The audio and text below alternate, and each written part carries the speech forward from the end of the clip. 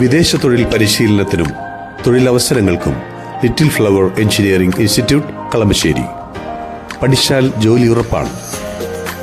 കർണാടകയുടെ മുഖ്യമന്ത്രിയായി DK ശിവകുമാർ അധികാരമേൽക്കുമ്പോൾ അത് കന്നഡ ജനത മാത്രമല്ല, ഇന്ത്യയിലൊട്ടാകെ കോൺഗ്രസിനെ സ്നേഹിക്കുന്ന പ്രവർത്തകർ ഏറെ ആവേശത്തോടെ കാത്തിരുന്ന ഒരു പ്രധാന നീക്കമാണ്. സിദ്ധരാമയ്യ സ്വമേധയാ തന്റെ മന്ത്രിസ്ഥാനം ഒഴിഞ്ഞ് DK ശിവകുമാറിന് വേണ്ടി വഴിയൊരുക്കുന്നു. 2023 നിയമസഭാ തെരഞ്ഞെടുപ്പിൽ മിന്നുന്ന പ്രകടനത്തോടെയാണ് DK ശിവകുമാറിന്റെ നേതൃത്വത്തിൽ കോൺഗ്രസ് അധികാരത്തിലേക്ക് എത്തിയത്.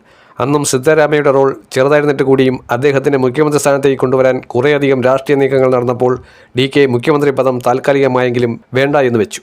കാരണം കോൺഗ്രസിനുള്ളിൽ പടലപ്പിണക്കം സൃഷ്ടിക്കാതിരിക്കാനും അതുവഴി സംഘപരിവാർ മുതലെടുപ്പ് നടക്കാതിരിക്കാനും ബോധപൂർവം ശ്രമിച്ച അപൂർവ വ്യക്തിത്വങ്ങളിലൊന്നാണ് DK. സിദ്ധരാമയ്യ ജനതാദൾ സെക്യുലർ വിട്ട് കോൺഗ്രസിൽ വന്നിട്ട് ഒരു വ്യാഴവട്ടക്കാലം മാത്രമേ ആകുന്നുള്ളൂ. അദ്ദേഹം കോൺഗ്രസിനകത്ത് പ്രവർത്തകർക്കിടയിൽ അത്ര വലിയ മതിപ്പ് നേടിയെടുത്ത ഒരു വ്യക്തിയൊന്നുമായിരുന്നില്ല. 2013 മുതൽ 2018 വരെ അദ്ദേഹം കർണാടക മുഖ്യമന്ത്രിയായിരുന്നിട്ട് കൂടിയും പിന്നീട് നടന്ന നിയമസഭാ തെരഞ്ഞെടുപ്പിൽ കോൺഗ്രസിനെ വിജയത്തിലേക്ക് എത്തിക്കാൻ കഴിഞ്ഞിട്ടില്ല. എന്നാൽ DK അങ്ങനെയല്ല. DK ഒരു ട്രബിൾ ഷൂട്ടറാണ്. ഏത് ദുർഘടഘട്ടത്തിലും കോൺഗ്രസ് നേതൃത്വത്തിന് ആശ്രിതവത്സനായി നിൽക്കുന്ന ഒരു നേതാവ്. കനകാപുര എന്ന തന്റെ മണ്ഡലത്തെ പരിപാവനമായി സൂക്ഷിച്ച് 1.25 ലക്ഷം വോട്ടിന്റെ മൃഗീയ ഭൂരിപക്ഷത്തോടെ കർണാടക കണ്ടിട്ടുള്ള ഏറ്റവും വലിയ റെക്കോർഡ് ഭൂരിപക്ഷത്തിലാണ് അദ്ദേഹം വിജയിച്ച് കയറിയത്. എന്നിട്ടും ഉപമുഖ്യമന്ത്രി സ്ഥാനവും പാർട്ടിയുടെ കർണാടകയുടെ അധ്യക്ഷ സ്ഥാനവും കൊണ്ട് തൃപ്തിപ്പെടാമെന്നുള്ള ഒരു കൃത്യമായ ബോധ്യം അദ്ദേഹത്തിനുണ്ടായിരുന്നു.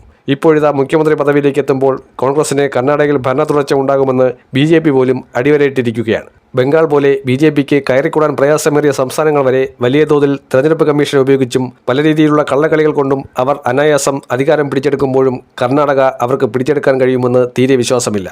അത്തരത്തിൽ കർണാടക ഒരു സ്വിംഗ് സ്റ്റേറ്റാണെന്ന് പറയാം. എന്നാൽ അധികാര തുടർച്ച നേടിയെടുക്കാൻ ഏറെ ദുർഘടമായിട്ടുള്ള കാര്യങ്ങളൊക്കെ തരണം ചെയ്യാൻ ഈ തീരുമാനം കൃത്യമായി കോൺഗ്രസിന് ശക്തി പകരും എന്നുള്ളതിന് സംശയമൊന്നുമില്ല.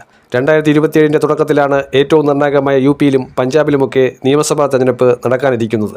അതിനുള്ള ശക്തി എന്ന രീതിയിലേക്ക് ഈ തീരുമാനം മാറും എന്നുള്ളതിൽ സംശയമില്ല.